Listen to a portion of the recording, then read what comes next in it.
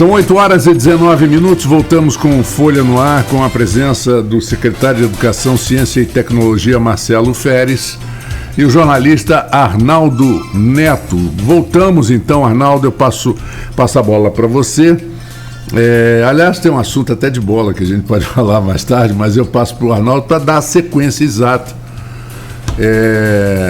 do assunto que a gente está levando aqui. Vamos lá, Arnaldo. Bola de volta para você e deixar para no final a gente falar em relação a futuro, falar 2022, projetos, tem alguns questionamentos também. Mas antes de entrar em 2022 especificamente, Marco, tem até a informação que você leu mais cedo na capa da Folha da Manhã em relação à permanência do Marcelo na Secretaria de Educação. Marcelo, estava falando com você, eu estava de férias, mas durante esse período de férias circulou a informação, o Blog Opiniões divulgou, de que você teria aí a exoneração agora no início de março. Depois o próprio Blog Opiniões deu a nova versão de que não seria mais esse período de março, e sim seria um novo prazo de 90 dias para alguns ajustes e que depois disso seria reavaliado. Queria ouvir agora diretamente de você. Houve realmente essa conversa, houve essa possibilidade de você deixar a secretaria agora no início do ano letivo, ou isso foi mais burburinho de bastidor, inclusive, e aí eu vou dar uma pimentada, inclusive porque estávamos num processo de eleição da mesa e que o voto de Maicon Cruz, que é um vereador muito ligado à área de educação, também presidente da Comissão de Educação na Câmara, estava sendo muito disputado pela base, inclusive foi um voto ali que decidiu, na verdade, contra a base governista nessa novela toda da Câmara, que nós não vamos entrar nesse assunto. Mas não seria ali uma forma de tentar meio que ter um atrativo para Maicon, que poderia ter o interesse da sua equipe na educação, numa sucessão do seu comando na pasta, ou realmente houve essa conversa, poderia realmente você ter saído da secretaria agora? Como que fica essa história? Bom, é uma oportunidade para mim falar, né? Tem muita coisa para mim falar sobre isso, né? Eu quero dizer assim, eu nunca tive nenhum tipo de conversa com o prefeito, né, que apontasse para algum caminho que a gente não iria iniciar o ano letivo. Não faz nenhum sentido, né, esse tipo de especulação, deixando bem claro aqui, eu fico muito à vontade, até, de certa maneira, eu levo isso com um bom senso de humor, sabe por quê? Porque para mim foi uma grande oportunidade, uma imensa oportunidade. De outra forma, eu não conseguiria mensurar o nível de apoio que essa gestão está tendo dos educadores, que é para quem eu trabalho efetivamente para fazer chegar a educação na cidade. E aí, assim, eu pude ter, a partir dessa... Eu considero isso uma notícia de blog, como tantas notícias de blogs que há. Não houve nenhuma conversa entre o prefeito e eu que levasse ou apontasse qualquer sinal de que eu deixaria a educação no início do ano. Não houve esse tipo de conversa. E, houvesse isso, seria o pior momento para se fazer, né? Uma vez que a gente estava numa inércia de começar, e como estamos começando. Então, assim, e até essa questão aí, que se falar de 3 meses para lá, 3 meses para cá, eu acho muita estabilidade para o secretário, sabe? Eu fiquei 8 anos trabalhando no Ministério da Educação, passei ali por uma meia dúzia de ministros. É muito difícil algum secretário se sentir estável. Eu me sinto estável no meu concurso público, tá? Porque há uma regra de jogo que, às vezes, uma situação, seja ela de caráter político, ou seja, às vezes até de um determinado mal feito de um secretário, ou o interesse do secretário, pode levar a uma interrupção da gestão, com planejamento, sem solução de continuidade, fazendo um processo de transição quando possível, ou quando é uma ruptura política. Nós tivemos saídas no ano passado, né, de secretários da gestão Vladimir, que não foi avisado que ia acontecer daí, eu não sei se isso foi 15 dias ou um mês. É claro que isso, para nós, de certa maneira, o resultado foi muito positivo, porque nós não mudamos 1 centímetro em relação ao projeto que nós temos. Nós trabalhamos em cima de um projeto chamado Programa de Aprendizagem Eficiente. Agora eu visto a camisa do programa, tem muita gente vestindo essa mesma camisa com a gente. Isso nasceu justamente como uma reação, porque, vamos falar a verdade, né? Foi bem difícil a gente ficar sendo atacado enquanto educação, e outras vezes enquanto a minha pessoa, né, em rede social. E a gente não usa a ferramenta da rede social. Quando alguém faz algum tipo de ataque que envolve uma ação que requer que a gente possa estar pleiteando aí o nosso direito, a gente vai trabalhar dentro dos caminhos formais e não ficar e não é meu papel, né, ficar fazendo disputa em rede social. Então, assim, houve diversos ataques, né, principalmente com falácias, né, com notícias, como se a Secretaria de Educação fosse uma bagunça, né, e quem trabalha na secretaria, quem trabalha na rede, sabe da diferença que está acontecendo. Então, assim, isso para mim, eu de volta a dizer, levo com bom humor. Agora eu consegui estabilidade de 3 meses, daqui a 3 meses talvez consiga uma estabilidade de mais um mês, que seja assim os 4 anos, porque o que a gente tem de compromisso com o prefeito foi assumido quando a gente disse que assumiria, aceitou o convite dele. Agora ele tem um compromisso mais amplo que com o prefeito, é com o prefeito e com a sociedade de campo. Por outro lado, o cargo é do prefeito. Então, não tem estabilidade, acho que nenhum dos secretários se sentem estáveis, nem podem se sentir, porque o nosso compromisso e a nossa responsabilidade é muito grande. Então, um eventual mal feito pode ser suficiente para um secretário cair. Então, essa estabilidade não existe. Agora, não houve conversa, não houve reunião de equipe, que eu tenha tido reunião de equipe com a minha equipe para falar sobre isso, para dizer que eu ia sair, nada disso. Agora, o momento é um momento político, faz parte da educação.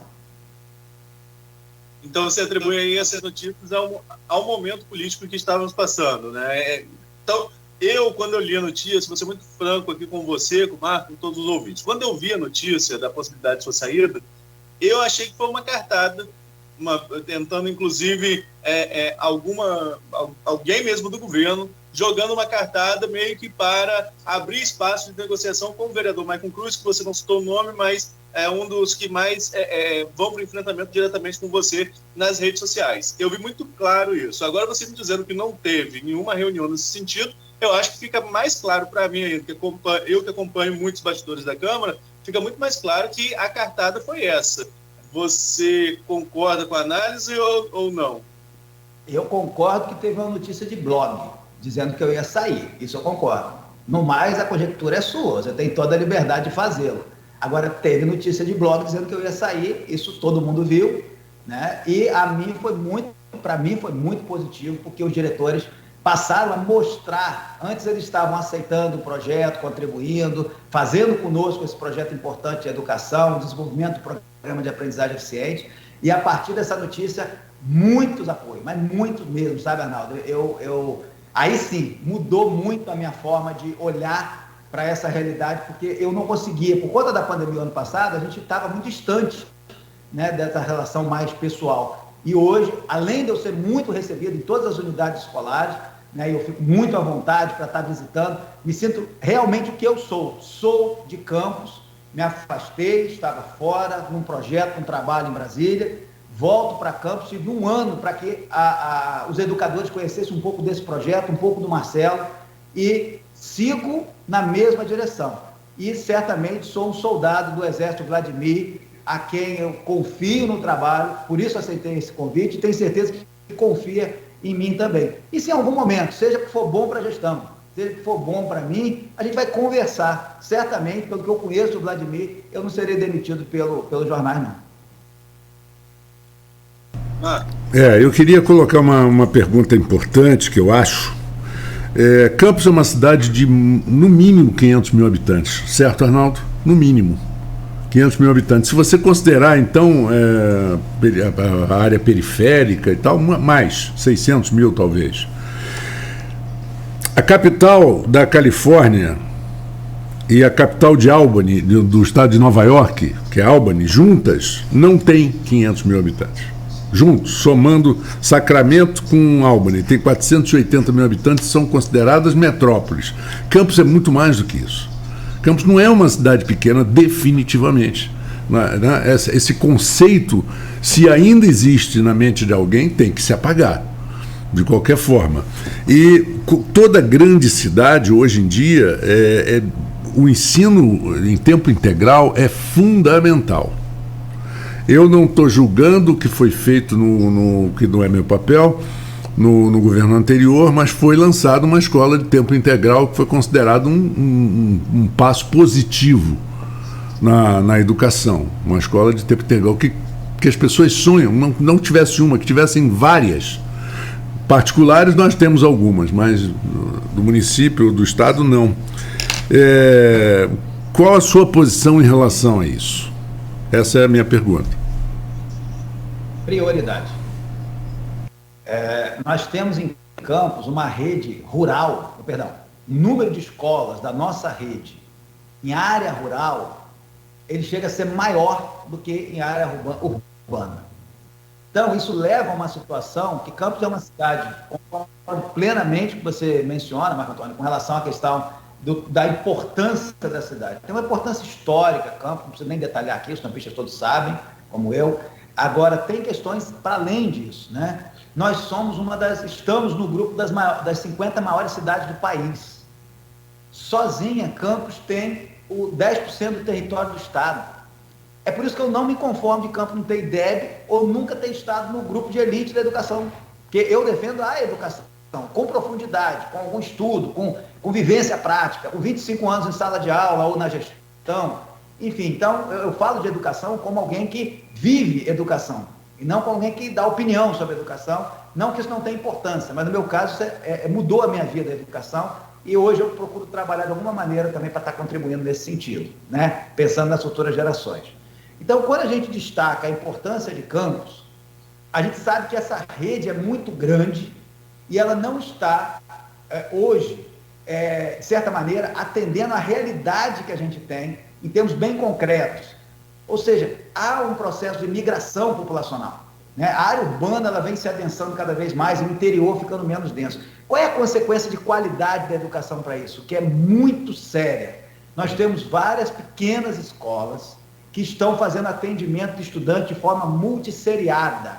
O que isso significa? Um professor está tendo aluno do primeiro ano, do segundo ano, do terceiro ano, do quarto ano do ensino fundamental. É possível alguém aprender assim? Alguém se alfabetizar dessa forma? Essa é a realidade de Campos. Então, falar de ensino integral é muito avançado. E eu defendo fortemente, por isso que eu chamei aqui de prioridade. Mas nós não podemos falar de ensino integral esquecendo esses estudantes que estão, principalmente na área rural, em escolas que têm 12, 15, 30 alunos, de forma multisseriada. Esses alunos estão ficando ali isolados, não têm um convívio social que poderiam ter se tivesse uma outra estrutura, e mais do que isso, está só cumprindo tabela a educação. Não está fazendo aquilo que um projeto sério de educação de qualidade deveria fazer. Então, a nossa proposta sobre esse aspecto se chama reestruturação da rede escolar. Reestruturar a rede escolar, para deixar bem claro, não tem nada a ver com fechar a escola. Reestruturar a rede escolar é você criar escolas polo, principalmente no interior, que possam estar recebendo estudantes em tempo integral. Ou seja, a escola tem que ter o estudante estando na parte da manhã e na parte da tarde. E temos que matar, tanto quanto possível, o ensino multisseriado em Campos, porque isso é contraindicado. Ninguém fala disso. Então, de repente, a gente está tendo aí a oportunidade, não de repente, né, historicamente, mas para ser mais preciso, que nós enxergamos um problema do ensino multisseriado. E encontramos uma solução, que é fazer com que uma escola que tenha mais capacidade possa receber mais estudantes no ensino de tempo integral e, sobretudo, no interior. Conversamos isso com o sindicato, com o CEP, que aprova a ideia, inclusive trouxe contribuições. Eu acho que esse é o espírito da verdadeira relação que a gente tem que ter, né? Que é um espírito de estar trabalhando para a construção do melhor para a educação. E o CEP mencionava na ocasião, Marcelo, mas inclua também a questão da educação do campo, porque são escolas que vão estar nesse espaço, então tem que ter a especificidade. E foi aceito imediatamente, assim, como parte curricular, que aceito por mim, eu não sei como a equipe pedagógica já vinha pensando nisso, mas faz todo sentido. Então, há um espaço imenso de aperfeiçoamento da reestruturação em termos de rede escolar que nós temos. 234 unidades, não temos que nos orgulhar do número, nós temos que nos orgulhar da qualidade da educação. E nós não temos hoje muito, até aqui, muito do que nos orgulhar. Por isso que fizemos a avaliação ano passado do SAEB, para voltarmos a entrar no indicador, que é o indicador do IDEB, e fizemos uma avaliação, é importante frisar aqui, de mais de 30 mil estudantes de diagnóstico, com a parceria com a Universidade de Juiz de Fora, onde nós aplicamos a avaliação de todos os alunos do segundo ao quinto ano, ao nono ano. E com isso, Nós temos hoje um diagnóstico, está sendo entregue às escolas para poder os professores estarem conversando, identificando, né, as dificuldades maiores dos alunos. E vou dizer para vocês, essa é uma agenda muito, muito importante. A gente vai falar de muitas coisas, a gente vai ter muita crise, crítica, faz parte da educação, recurso, manutenção e tal. Mas o grande problema mesmo, e eu estou rodando as escolas e conversando com os professores, é que nós tivemos perdas de aprendizagem de 2, 3 anos, já era sabido. Mas agora você tem uma turma de 4º ano, está tendo que ser dividida, parte está voltando para a alfabetização. A educação tem que fazer isso, é cuidar para que a gente possa resgatar. E os nossos projetos vão todos nessa direção, porque eles foram feitos já na pandemia. O Programa de Aprendizagem Eficiente foi um programa criado para como a gente vai fazer para sair da pandemia.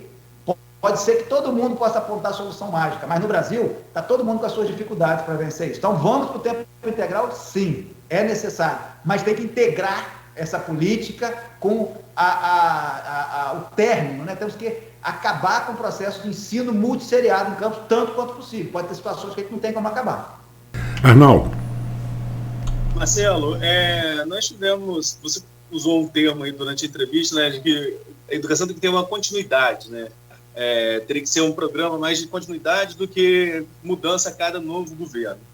No governo Rosinha, nós tivemos alguns indicativos negativos da educação, posições ruins no IDEB e progressão automática, o que particularmente vejo como muito, até mesmo para tentativa parecia ser uma tentativa de maquiar o IDEB, já que o nível de aprovação, né, e a opinião pessoal, você não está dizendo que é um fato, parecia ser isso. Essa progressão automática para tentar melhorar um pouquinho os índices do IDEB, que eram muito ruins, que foram muito ruins na gestão Rosinha, sobretudo no final da gestão Rosinha.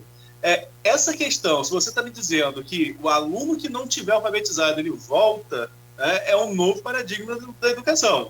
Se ele retorna para ser alfabetizado, ao invés de ele ter a progressão automática, é um novo paradigma. Você, enquanto secretário, qual a sua visão em relação à progressão automática? E você acha que há a possibilidade de voltar a ter isso na rede municipal? Bom, primeiro, talvez eu não tenha me feito entender adequadamente. Quando eu disse que é preciso, o aluno volta, não é volta de ano escolar, porque senão você está penalizando. Nem pode, e senão você estaria penalizando o estudante pela pandemia. Acho que nós temos um grave problema no âmbito municipal, o Estado tem um grande problema, porque a maior parte dos alunos, do 6º ano para frente, são estudantes que acabam indo para o Estado, então o Estado está recebendo esses estudantes com fragilidade depois de 2 anos sem um processo de aprendizagem efetiva. Então, assim, a minha posição nesse sentido, ela não tem dúvida quanto a isso. A aprovação automática é tão ruim quanto a reprovação automática. Então, veja, quando você fala de continuidade, a gente tem usado como referência até a nossa criação da Escola de Formação de Educadores Municipais.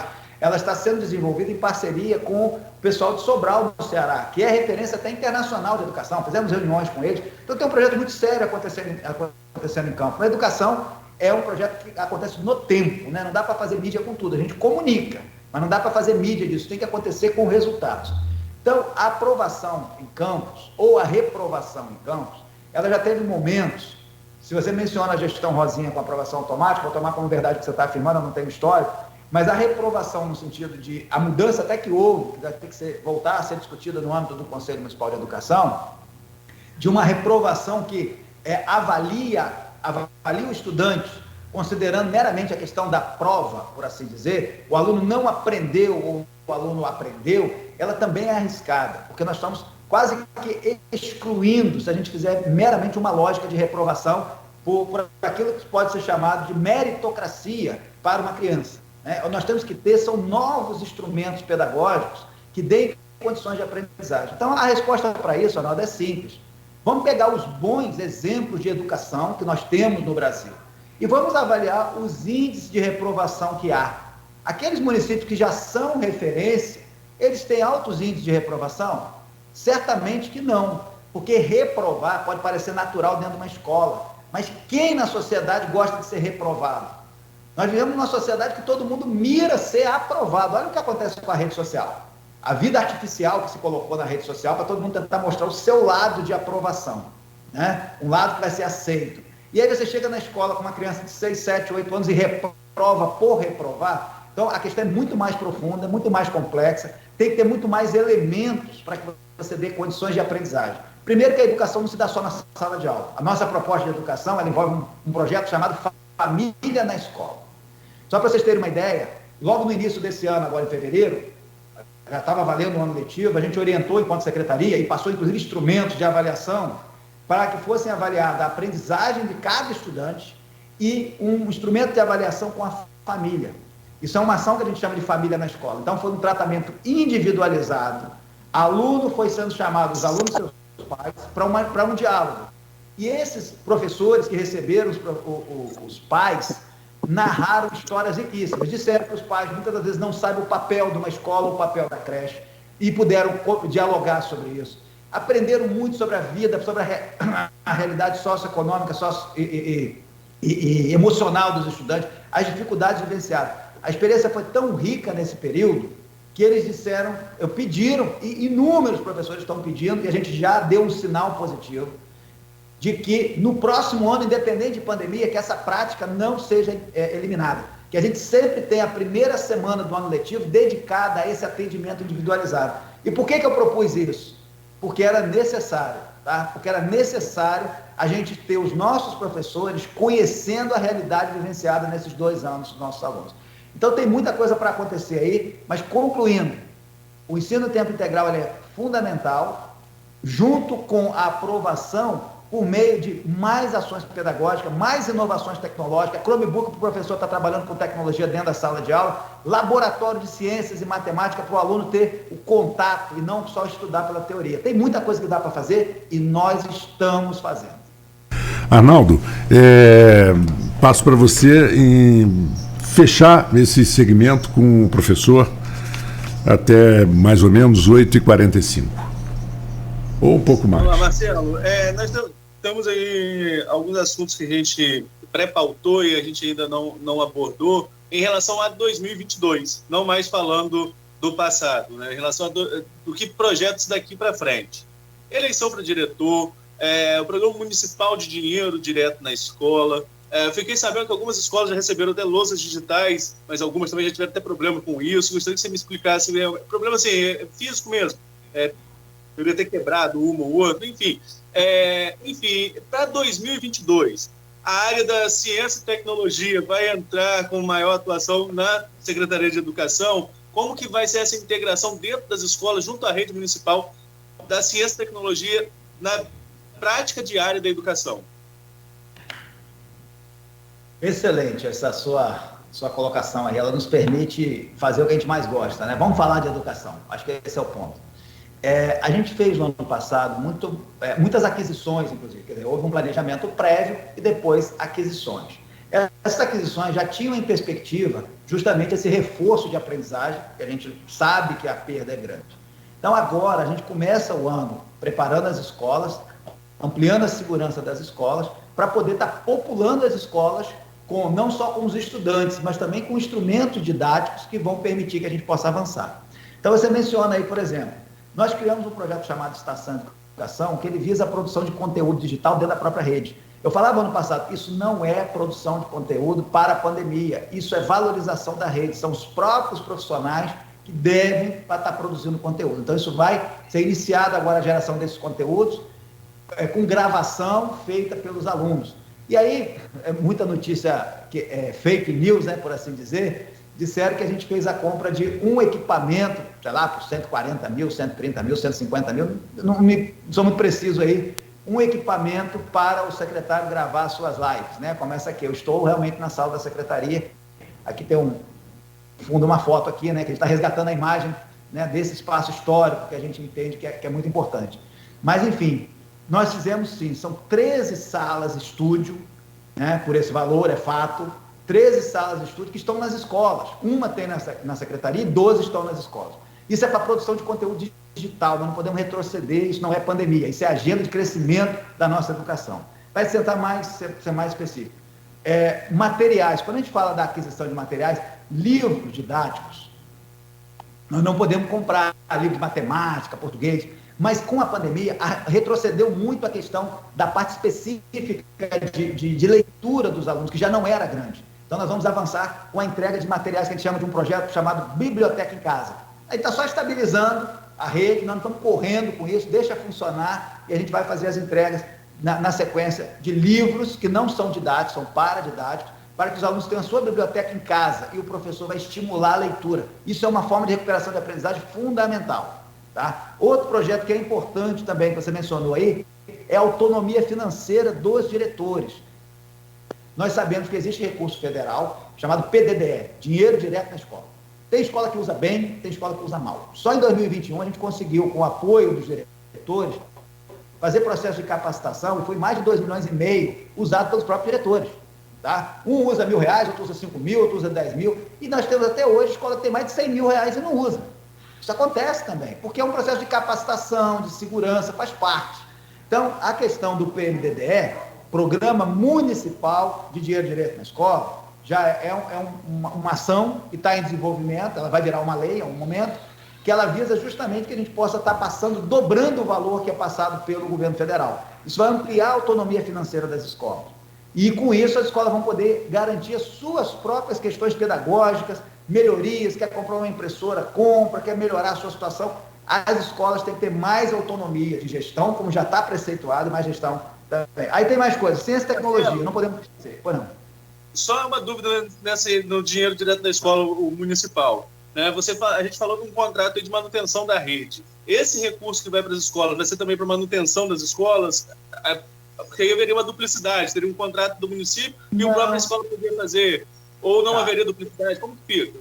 Não há duplicidade, mas há autonomia. Ou seja, o que é de manutenção, esse conceito de manutenção é muito abrangente. Tem gente que entende a manutenção como trocar uma tomada ou uma lâmpada, tem gente que entende a manutenção como fazer um muro, trocar o telhado da escola.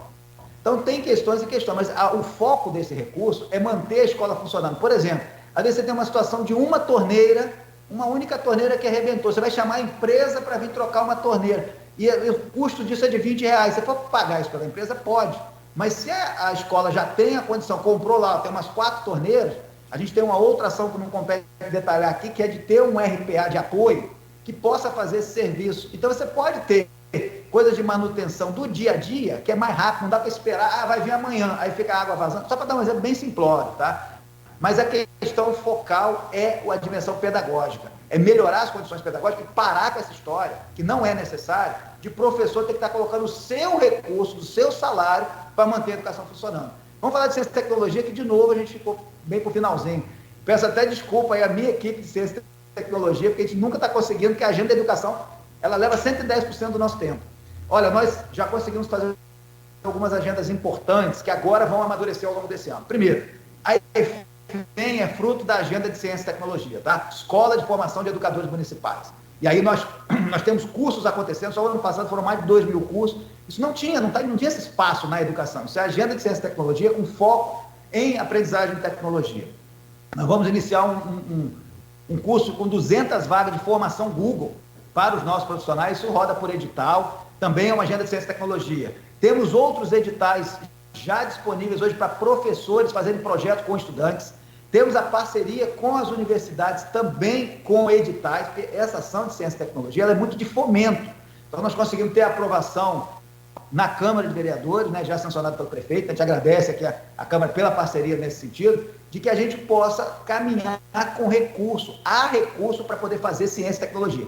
Temos que colocar as nossas crianças, os nossos estudantes, para estarem tendo contato com o desenvolvimento tecnológico desde cedo. Isso é possível. Temos que colocar os nossos professores. Na medida que a gente tem um programa de formação e depois um edital que o professor também recebe bolsa, mesmo que seja simbólica, isso aí vai fazer a mudança. Só que isso aí não é uma transformação que acontece do dia para a noite, isso é silenciosa. Além disso, temos o espaço do Palácio da Cultura, que será o Centro Municipal de Ciência e Tecnologia. Nós hoje ainda funcionamos dentro da estrutura da Secretaria de Educação, então conseguimos ter um acordo desde o ano passado, né, com a área da cultura e com a Fundação Cultural Jornalista Oswaldo Lima, para que a gente possa estar dividindo aquele espaço que vai mudar a forma de fazer a questão da biblioteca, a questão das ações de cultura e tecnologia, que também foi dialogado e aprovado, tanto pela área da cultura, junto com a Fundação, né, a professora Auxiliadora Freitas, que coordena e preside essa ação, que a gente vem trabalhando com muito sucesso até aqui. Temos uma reforma a ser feita,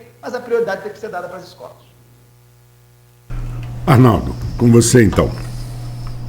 Professor, a gente tem tempo para mais perguntas, Marco, ou a gente se despede do Marcelo? Manda uma perguntinha a mais aí. Mais uma perguntinha com resposta curta. Que, aliás, é muito difícil uma resposta curta, porque a resposta, ela, na maioria dos casos, você tem que explicar o que você está dizendo, né? Senão ela volta como dúvida, né? Senão ela volta como dúvida, exatamente. Pode fazer. Vamos concluir falando sobre essa retomada das aulas, foi um dos nossos primeiros assuntos. Voltamos agora à rede municipal. A pandemia ainda não acabou, ainda está tendo vacinação infantil. Qual o papel agora da educação, inclusive nessa conscientização de vacinação infantil, para ampliar esse número que não é tão alto ainda? São Paulo, por exemplo, vamos pegar aqui como exemplo, São Paulo, as próprias escolas colocaram postos de vacinação, óbvio que com a autorização dos pais, não foi nada imposto às crianças. O ECA defende que a criança, o Estatuto da Criança e do Adolescente, a criança obrigatoriamente tem que ser vacinada. O Estatuto prevê a obrigatoriedade. Embora não haja obrigatoriedade da vacinação, não é compulsória, mas o ECA prevê, conversamos aqui com vários promotores que prevêem, na verdade, eles veem no ECA a previsão de obrigatoriedade da vacinação infantil. Qual é o papel da rede nessa conscientização agora para vacinação? Quais protocolos estão sendo adotados ainda? Porque estamos na pandemia, graças a Deus parece estar mais controlado, mas ainda existe uma pandemia. Quais protocolos adotados e qual o papel da Secretaria de Educação agora na imunização infantil, sobretudo? Eu vou responder, mas eu vou me permitir, assim, porque a gente fez uma provocação no bloco anterior e não falou nada sobre ele. Daqui a pouco os educadores vão achar que eu que estou fugindo da pergunta. Então, vou rapidamente aqui tocar. Aquela questão que vocês chegaram a falar, né, de que tinha perguntas, de várias questões aí, uma delas chegou para mim, inclusive, da questão da aquisição de material esportivo e tal. Só quero deixar claro, não vai dar para... A gente falou no intervalo, na verdade, mas vamos falar assim, vamos abrir espaço. Rápido, não dá tempo, mas até deixar muito claro para os nossos educadores que é importante, porque como a informação vem, eu tenho a oportunidade de falar aqui, né, deixar claro, nós fizemos uma aquisição de materiais esportivos, nos orgulha fazer isso, porque a nossa rede merece, nossos alunos merecem. Não fizemos aquisição de nenhum material superfaturado, nenhum material, e nem materiais adultos, que custam R$400, R$500, porque nossos materiais são materiais voltados para escola, e não material. Na ATA tem, é fato que tem, materiais adultos, bolas adultas, profissionais e tal. Nós compramos as bolas para as crianças, então vocês vão ter a oportunidade de receber esses materiais, não vão receber materiais adultos, é assim que funciona. Bom, com relação a essa questão da vacina, primeiro, eu acho que foi um esforço grande e relevante, porque eu tenho perguntado aos alunos na sala de aula para levantar a mão quem já tomou vacina e tal, então isso está, pelo menos a percepção, grosso modo, em torno da metade dos alunos, 50%.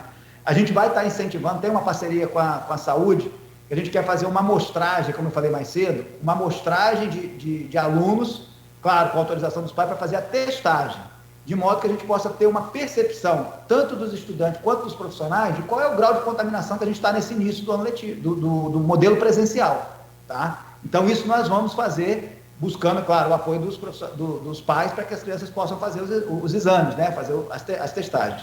Agora, para além disso, as boas práticas que já tinham sido iniciadas no ano passado, elas não podem deixar de existir. Agora, vamos ser bem sinceros, e era o que a saúde dizia o tempo todo, você não consegue deixar uma criança que não venha abraçar a outra, que não venha estar próxima da outra, num ambiente escolar. Então, a grande receita é a vacina. Não tem uma segunda coisa. Mas o complemento são as máscaras. E o acompanhamento do grau de contaminação. Então, álcool presente na escola, boas práticas, o uso da máscara e vacina. Quando a gente tiver maior parte das crianças com vacina, e naturalmente vamos observar também que já está havendo uma queda no país, apesar da Ômicron. Ela foi muito rápida para expandir. Então a gente vai ter que conviver com isso. Já se trata de um outro normal, né, que a gente fala. Esse normal de agora é um normal da convivência social. A escola não tem condição de garantir mais o distanciamento de 2 metros, 1,5 metro, que era do ensino híbrido, e aí não é uma escola pública municipal, todas as escolas retomam, em todo o país, e nós vamos ter que estar monitorando, fazendo a testagem e fazendo campanhas. Nós também vamos fazer campanha de testagem nas escolas, para estimular os pais, os próprios profissionais, estimulando o que a gente tem. E qualquer situação de surto, caso aconteça, nós fizemos um manual operacional para o ensino presencial que visa justamente dar essa tranquilidade, orientar, por exemplo, uma criança de 2, 3 anos, é obrigatório usar máscara? Essas perguntas, essas respostas estão lá para poder dar mais uniformidade na rede. Então, assim, é uma rede, nós estamos falando de muita gente, muitas famílias impactadas. Portanto, nós temos que ter um cuidado na comunicação, não podemos fazer uma comunicação precipitada, porque isso que a gente fala repercute muito nas famílias. Então é preciso que a gente faça isso sempre com muita prudência e sempre por escrito, que é como os educadores já estão acostumados da forma que a gente trabalha. Portanto, Arnaldo, vamos agradecer. Então, você quer fazer mais alguma pergunta, Arnaldo? Para fechar? Então tá tranquilo. Quero agradecer muito a presença do professor Marcelo Feres, da Secretaria de Educação, Ciência e Tecnologia. E só acrescentar uma coisinha, muito engraçado, né? Vocês são muito jovens, né? Mas eu me lembro quando era menino, os pais já mandavam para o colégio, só vai ver logo se pega negócio de sarampo, vai ver se pega logo a cachumba, porque aí você já pegava e já não pegava nunca mais, porque a imunidade natural daquelas famosas doenças, né, cachumba, catapora, sarampo e tal, ela te dava uma resistência quase que eterna, né? E gripe, não tem jeito, gripe é quase todo ano, né, Arnaldo? Você pega um vento frio, como o pessoal falava, e já pegava uma gripe, e a criança entra na escola e pega a gripe com o coleguinha, como você falou, secretário. Não tem como afastar as crianças, né? Essa convivência, ela existe e não vai ter inspetor que vai conseguir separar as crianças. Mas eu agradeço demais, o Arnaldo fica comigo, que nós temos ainda algumas coisas a comentar aqui do jornal Folha da Manhã, que hoje está nas bancas. E, professora, o Folha no Ar e a Rádio Folha FM está à disposição, sempre com as portas abertas para qualquer esclarecimento, qualquer comunicado que queira.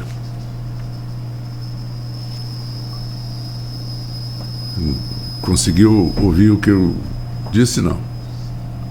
Sim, eu não sei se você direcionou para mim ou para o Arnaldo. Não, para você agradecer muito a sua presença. Nas minhas considerações finais, já roubei muito tempo aí, eu quero agradecer mais uma vez o convite, mandar o meu abraço especial aqui para todos os gestores da nossa rede municipal de educação, para todos os profissionais da educação, porque vocês são realmente assim, dá muito orgulho a gente quando chega na escola e vê, ontem rodei umas 10 escolas, na segunda não foi diferente, excelente ver o nível de comprometimento. As escolas têm muito para melhorar, é fato, mas estão em condições de funcionar? Sim. Né? E também um agradecimento aqui aos profissionais da educação, da Secretaria de Educação. Profissionais esses que trabalharam 3 turnos, trabalharam na semana antes do Carnaval, já vinham trabalhando no regime intenso, que a gente optou por não fazer entrega de toda mobília, material, alimentação, não fazer isso antes do Carnaval, porque o ano passado a experiência foi ruim, de perdas inúmeras. Então, preferimos fazer uma força-tarefa, começando na quarta-feira até sábado e domingo, e esses profissionais deram um show de profissionalismo, de dedicação, né, e do que é ser educador. Né? Então, estou muito satisfeito, sigo firme, tá, na educação, acreditando que a educação de campus pode e merece ter qualidade, condições para isso que nós temos gente muito boa que são os nossos educadores. E é nesse ritmo que a gente vai continuar trabalhando. Muito obrigado, Arnaldo fica comigo, vamos a um pequeno intervalo e voltamos em instantes. A Unimed Campos está